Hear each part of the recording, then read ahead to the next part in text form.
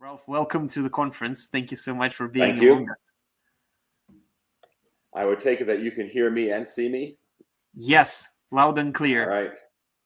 Very good. It's bright and early. Well, it's early in the morning here, so bright was not the word, hence the darkness. It's where I am, it is 1:45 in the morning. So, Wow. Thank you so much for doing this uh, in such an early hour. Wow. that's that's okay. It's part of what we do when we talk about nurturing our best selves. Somebody once asked me, he said, "How do you do this?" And I think I said it to you, Jim, is that I am time zone neutral. So time zones are just relative to how we think about life and how we think about things. So Love two this. two thoughts I'd like to talk about today when we talk about nurturing our best self. I think over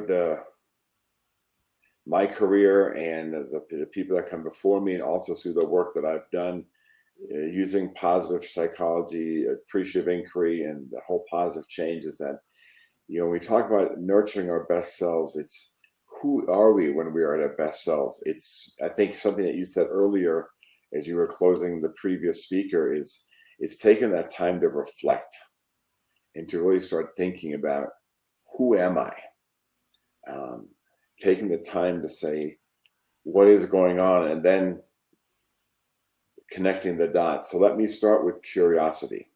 Mm-hmm. And I think one of Ralph, the just most let, important. let me know if you need the slides right away or you'll cue me in. I will be off the air so you can take on.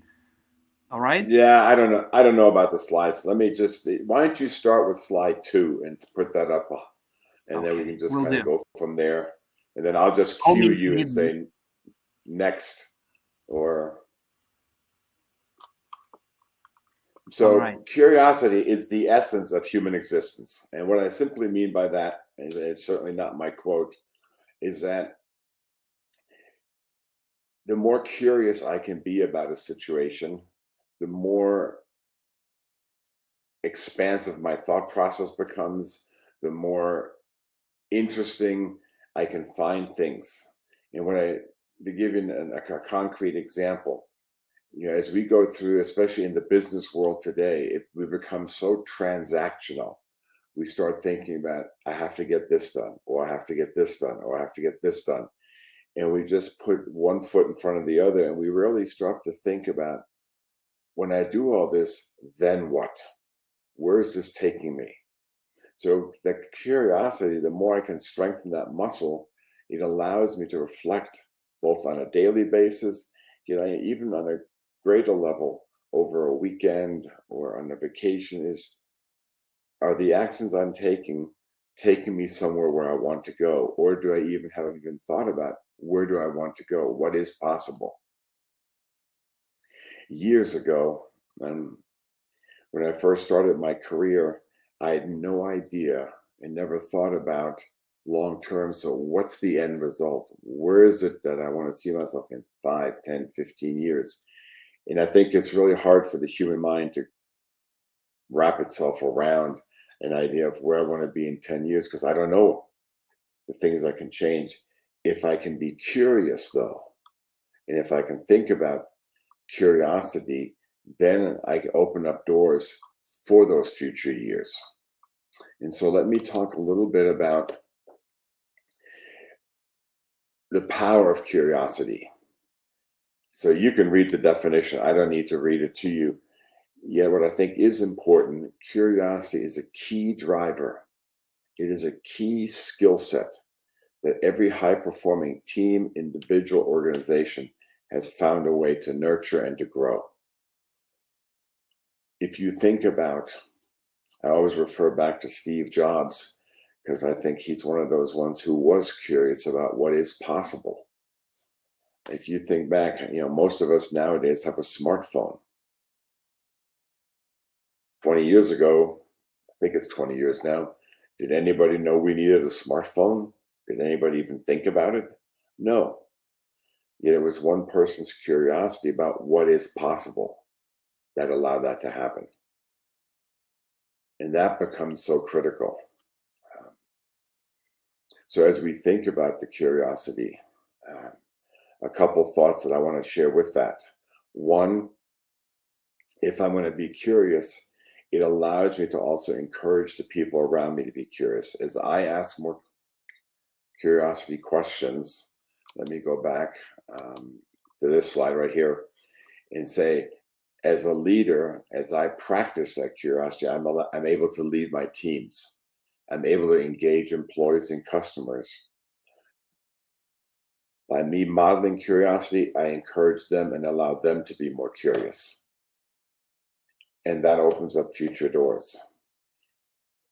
It's the ability, curiosity allows me to keep learning and exploring new ideas. I often say, if you write down today where you think your life will be in 5 years, I would almost guarantee you will sell yourself short. As long as I'm curious to the opportunities, to the potential, to the things that can be, I will go down paths that I can't possibly imagine today because I keep learning. Learning is one of those things you've all heard about, a growth mindset. It's in that vein. The ability to keep learning takes us to a growth mindset. And so to think about, what is one thing I can learn every day? One of the things that a simple tool you can use to nurture your curiosity is when you wake up in the morning, is ask yourself, what am I curious to learn today? And it's not just learning a new skill. It's the ability to see the same thing through a new lens. One of my grandsons is visiting me this week. And so one of the questions I ask myself is, what can I learn by seeing the world through his eyes? And as he's talking, and as he's doing things, it's to see the world as he sees it, not as I see it, because he's going to see it differently. And so one of the things we were doing, I have 2 dogs. We took the dogs for a walk, and they like to run up and down the mountains. And he said, I want to start climbing mountains. And I never thought about the mountains that the dogs were running up as something to climb. Yet in his eyes, they were huge. It was something to climb and conquer. And it just gave a different perspective to something that I'd taken for granted, watching him see this as a new challenge. And it reminded me that it's the lens through which we see the world that will often define, are we learning something new or are we reinforcing a belief? So ask yourself, what am I going to learn today? What am I curious to explore further? And curiosity is the basis for creating our best self. When I'm curious about what is possible and what's another way to see the world, I broaden my horizons because I'm able to see things through a different lens. The other thing I will say that curiosity is 50% nature and 50% nurture. What I simply mean by that, some of us are born with a more curious mind than others. Yet wherever you start, you can nurture your curiosity on a consistent and daily basis. And people always, I've heard the phrase, you need to leave your comfort zone. No, curiosity allows me to, on a daily basis, grow my comfort zone. It allows me to grow it and expand it. And that's what you want to do. It requires the ability to say, what's that one step I can take today that I didn't take yesterday? Or where's that one step where I want to go tomorrow? And so as it's approaching 2:00 in the morning here, I'm wondering, what am I going to do tomorrow that will broaden my comfort zone? And I have a pretty good idea because I'm going to take my grandson to an old gold mining town. And he will see things that I will not see because of his different lenses. So I'm curious to see how I will see the world after tomorrow. The key word on this slide you also want to take with you is intentionality, in that I have to be intentional about this. It doesn't happen by accident. So I have to be able to say to myself, what am I going to do today? How am I going to do this today? What am I curious to learn today? So if we can do this on a consistent basis, where we end up to, are there certain muscles? So just like when you go to the gym and you work a muscle repeatedly, it gets stronger. Same way, you can start growing your curiosity muscle by being intentional about its use and by doing it on a consistent basis. A couple of key things to talk about. One is get rid of all your excuses. If the word but is in your vocabulary, get rid of it. Look for that white space, that space where it hasn't been decided yet, where you can draw where you can take the white canvas and draw the picture.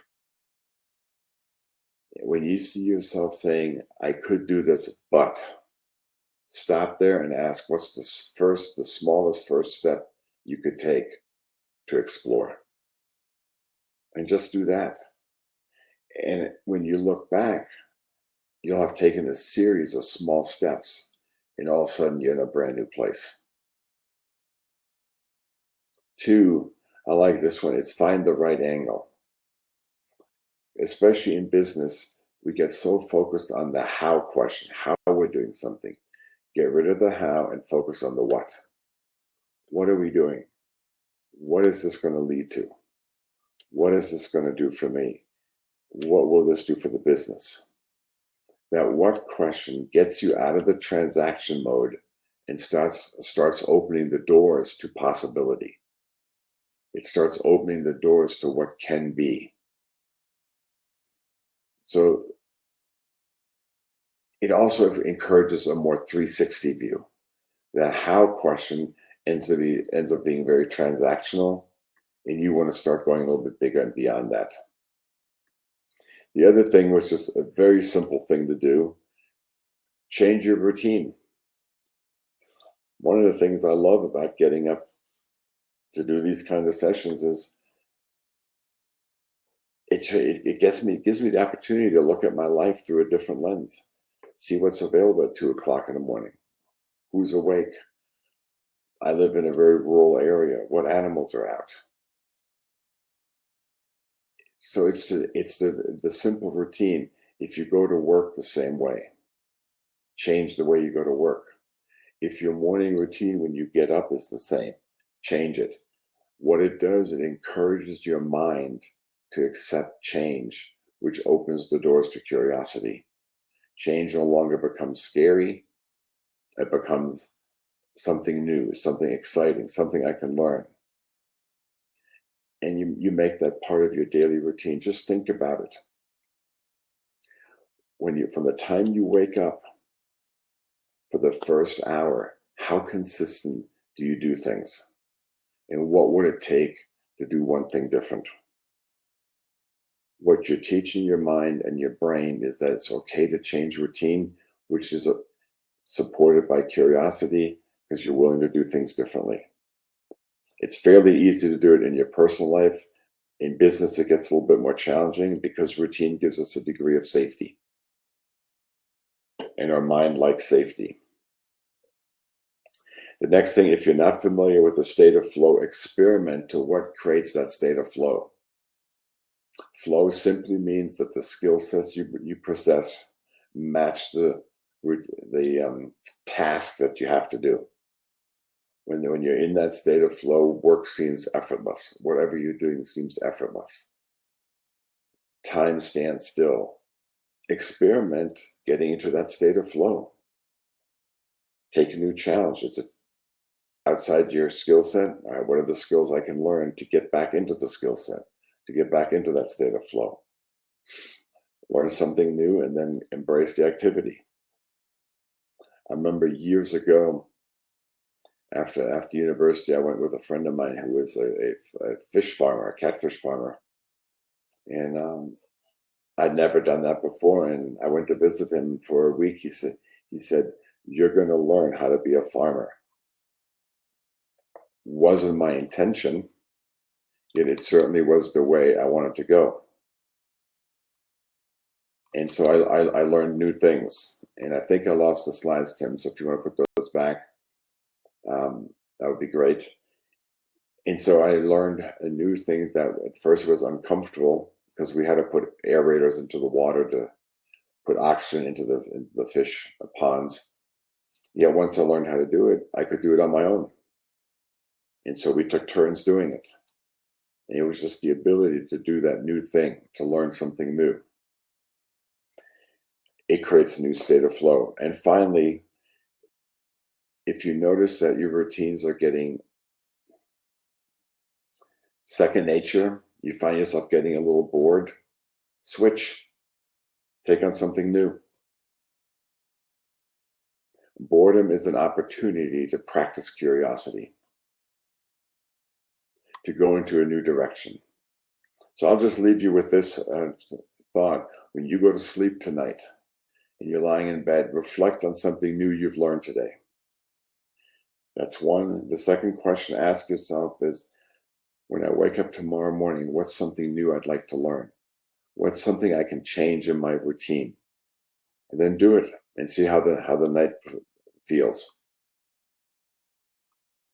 So I'm going to switch now from curiosity to one of my favorite parts that comes out of the appreciative inquiry movement, is the ability to ask questions and to really practice inquiry. Within appreciative inquiry, one of the principles is called the principle of simultaneity, which is really whatever you ask about, you find. So let's talk for a second about the questions that we ask ourselves, the questions that we ask others, and what the power of questions does for you. Because I really like what I've learned over the years is that when you ask a certain question, you can drive the answers. And curiosity feeds the questions that we ask. And so let me talk for a second about what happens to our brains. And this is a rather wordy slide, and so I'll let you read this also. Is several things happen to our brains when we start asking questions. One, questions activate our brain to move in new directions. There's the concept of neuroplasticity, which you all have heard about, is that basically says you can teach an old dog new tricks, in the sense is that what we ask about grows and expands. It's where learning occurs. So if I ask myself a different question, i.e., what can I learn today? Or when I go into a business meeting, to ask myself, what am I curious to learn in this meeting? Rather than saying, what's the point I want to make in this meeting? It forces your mind to hear things differently. And so when you ask that curiosity question of yourself, rather than reinforcing your own biases or assumptions, you challenge your brain to look for new ideas or new connections. So next time you have a business meeting, be curious. What is it that I want to learn today? What is it that I want to take out of this meeting? Or what is a new idea that would really energize me? And you start listening for that, which then feeds your curiosity and allows you to be present in that meeting in a different way. We lost the slides again, Tim. The next part about, let me go back. There we go. Questions encourage reflection. And so what happens, and you can read this, there's some chemicals that are released in the brain, which is an active part of that collection of data, and you start creating new connections. When you start challenging your assumptions and you start making new connections, you start reinforcing within yourself that intent, through that intentionality, the idea of being curious. And so if you think of your brain like a series of canals, every time you challenge an assumption, you fill in an old canal and you start digging a new one. And so by the ability of asking questions, you consistently bring new thoughts, new thought processes. So as you do this, you start seeing things in a different way. You've often heard the idea of an aha moment or a light bulb moment. What actually happens to our brain at that point in time is it's a burst of energy. And you become excited and you become energized. And with that question, you're ready to act and you're ready to move. And so think about what's the question that gives you that burst of energy. A good question can last a long time and can make many things happen. So, ask yourself on a daily basis, what are the questions you're asking yourself? Going back to curiosity, what are you curious to learn? Especially in business, we spend more time looking for confirmation for our views than expanding our views. It's that transactional nature that business has taken on.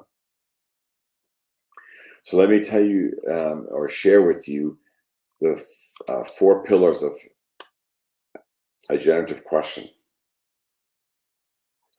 Pillar 1 is to have a positive assumption in your question. All questions either have a positive or a negative assumption in them, and that's what your brain reacts to. If there's a negative assumption, your brain gets defensive, and you start getting defensive, and you start rationalizing and justifying. So what's the positive assumption? An example would be, as I said, I live pretty much very remotely, and then somebody once asked me, said, whatever made you move there? You're in the middle of nowhere. Another person said, that's a really cool place where you live. What really motivated you to move there, and what excites you about being there? Same question, in the sense is that they asked me how come I'm living where I'm living. 2 very different ways of asking, which will get 2 very different answers. One had a negative bias, one had a positive assumption. So next time somebody asks you a question, see what you react to. The second pillar is, what am I really asking? What's the question that I'm really asking? What is it that I really want to know? I was facilitating a business session a couple of weeks back, and one of the participants stood up and said, don't you think we need to do this? This is important. I said, are you telling us or are you asking us? Because the question was a statement. So often we frame our questions in a statement. We want to go back, and we want to really, our ultimate concern isn't curiosity, which comes next. It's we want to reaffirm our own bias. So ask yourself, what is it that I'm really wanting to learn from this question? What is it that will really add to my world? And it's the next pillar, that genuine curiosity that drives my ultimate concern. Sometimes you don't need to ask a question. It's okay just to keep your mouth shut and listen. So what's your ultimate concern, and what are you really genuinely curious to learn? What's the bias, the assumptions that you want to take on? Within those 3 pillars, positive assumption, ultimate concern, and genuine curiosity, language plays a big part, the words you use. And we can talk about that another time. The final pillar is you want to ask about people's experiences rather than their opinions. Everybody's got an opinion. Congratulations. I can argue with your opinion. Can't argue with your experience, because it's your experience. So it's to really ask about people's experience. And what I get to give you an example is when I can ask you, I said, as you reflect on the last 6 months, what's been the highlight of your past 6 months? What experience has really inspired you, and what did you learn from it? That is a backward-looking reflection question. I could also ask, what do you think was the best part of the last 6 months? You might get a similar answer. Now go fast forward. I can ask you, going into the future state, I can say, what do you think we need to do to achieve this goal? Get lots of opinions on it. You can also ask the question, in 6 months, when you're telling me what you're doing as a result of having us achieve the goal, what are the actions that you're going to be describing? Now I force you to think into the future and put yourself in a future state and look backwards and tell me about the experience. When you get people's experience, you force them to think differently. It's no longer an opinion. I now have to force the brain or ask the brain to think about it as though it had already happened. And that's slightly different. So as we get ready to sum up, think about the question you'd like to ask me when we get done. So let me close by saying the following.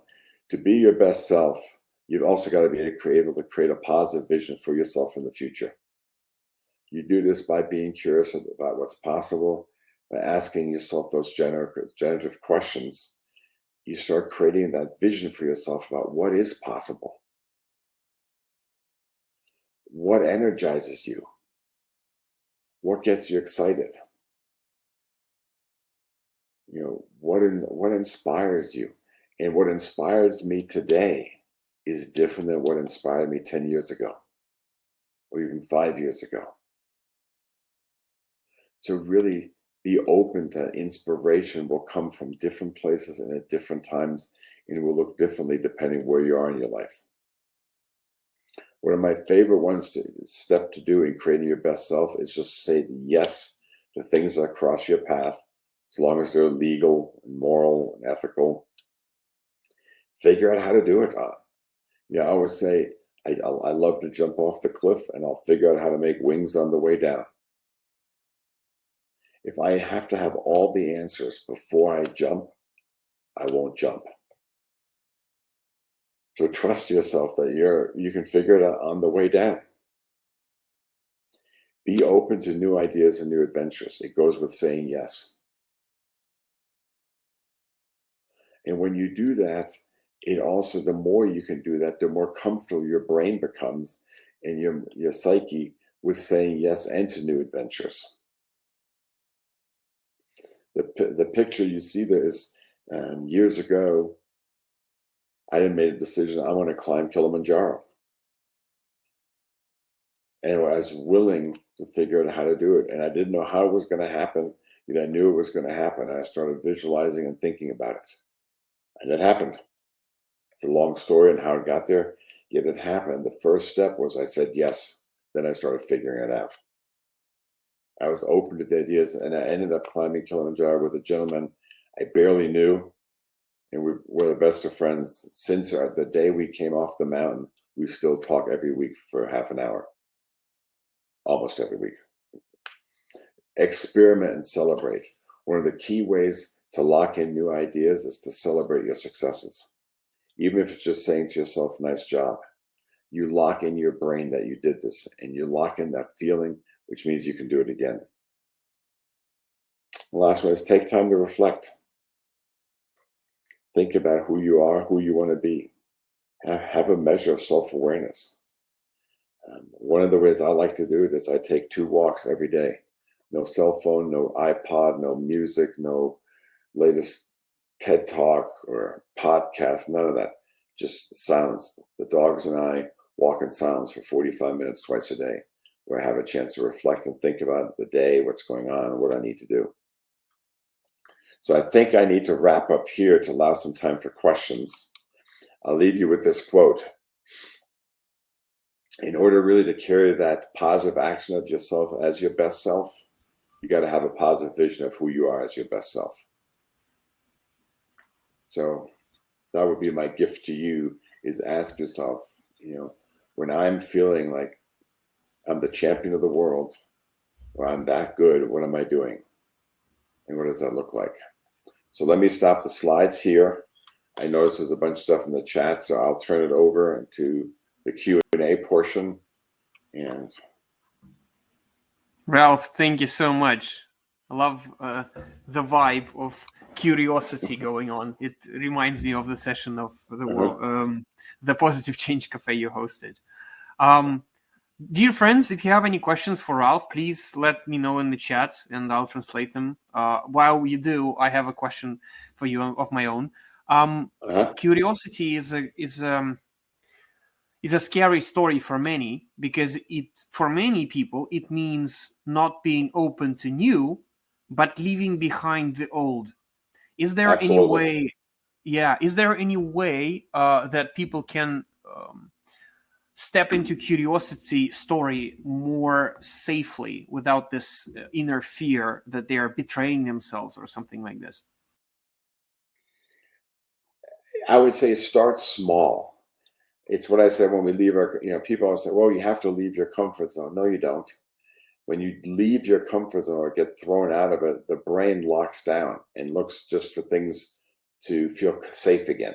So start small. A great way to do it is when you go to dinner tonight. Instead of opening the menu, hand the menu back to the waiter or waitress and say, surprise me. It's doing those simple things. I ride a motorcycle. Sometimes on the weekend, I go out and I say, okay, I'm only going to make right-hand turns today, and see where it takes me.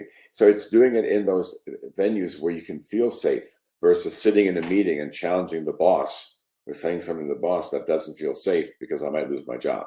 Or I think I might lose my job. Either you won't. So look for little ways to start it and build on Awesome. Yeah. 2 things I like to do on a regular basis. Love it. All right, we have another question, and I like it, from Olga. She's asking, what's your favorite question that turns on curiosity to the maximum?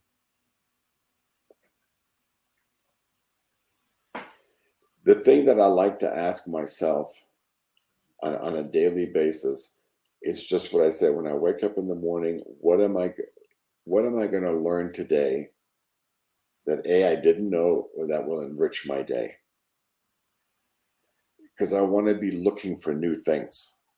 So if I have that question in the back of my mind, then I can move forward and I can start looking for different things. So just, taking my grandson for a walk yesterday, the way he looked at things was completely different. What seemed second nature for me was a new adventure for him, which then made it a new adventure for me.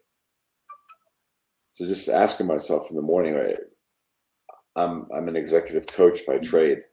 Every time I start a coaching session, I write down, what are 2 things I want to learn today from this session? Because it forces me to listen versus talking. So that's how Awesome. that's how I do it. Awesome. I like the perspective here.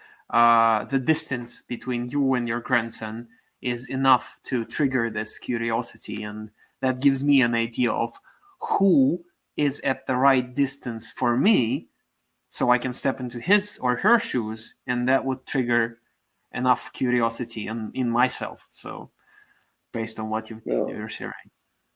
Look at in the business world, regardless of what anybody thinks, we are a global economy. So, every time I'm in a meeting with somebody who doesn't come from my background, it's an opportunity to learn. It's an opportunity to be curious, to understand their mindset. The previous speaker who was talking about being from India and living in Hong Kong, it reminded me of a dear friend of mine who lived in Hong Kong and how her world changed. And now, she went with eyes to a new part of the world, and just how she experienced everything new. And so I think age difference, cultural differences, and gender differences, these are all opportunities to be curious and to learn, and to see that the way I see the world is not how the next person sees the world. So I can be curious to learn their journey. Awesome. Thank you.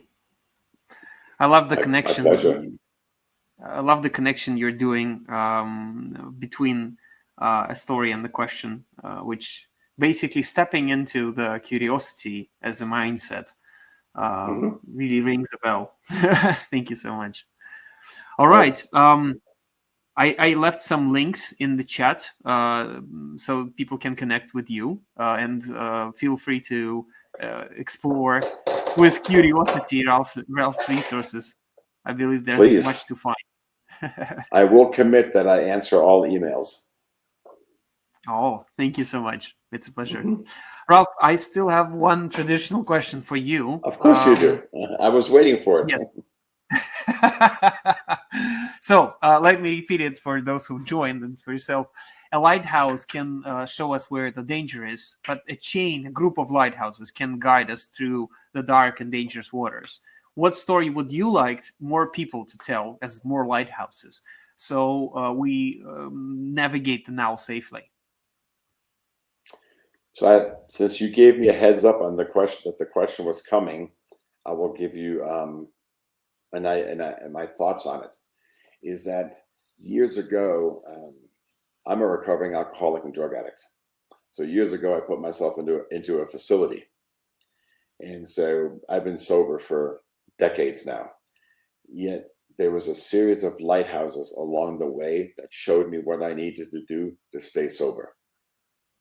And I think if we could share more stories of the lighthouses in our life that shown the light on the path of what is possible. That there were people in my life that have since passed that showed me in the form of a lighthouse, you go down this road and you'll stay sober. Go down this road and you'll stay sober, and you'll make a positive difference. And so I think if we can share the personal stories of success where others have been a lighthouse for us, then we pay it forward and we be a lighthouse for others who are on a similar journey or a parallel journey. I love this idea. The story of these lighthouses existing, and both the story of them showing the right way. Love it, Right. Ralph. Thank you so much, and thank you for sharing such a personal thing. Oh. It's really a treasure. Thank you. Thank you for having me. This was a great experience. I thank you. I'm now going to have a glass of water and go lie down with my dog and go back to sleep. So thank you. Wow, thank you so much. Thank you for doing it in the middle of the night. That was terrific. Everyone, let's give Ralph some fire and leave him out to rest. Ralph, thank you so much once again. Thank you. See you later, everybody. Bye-bye.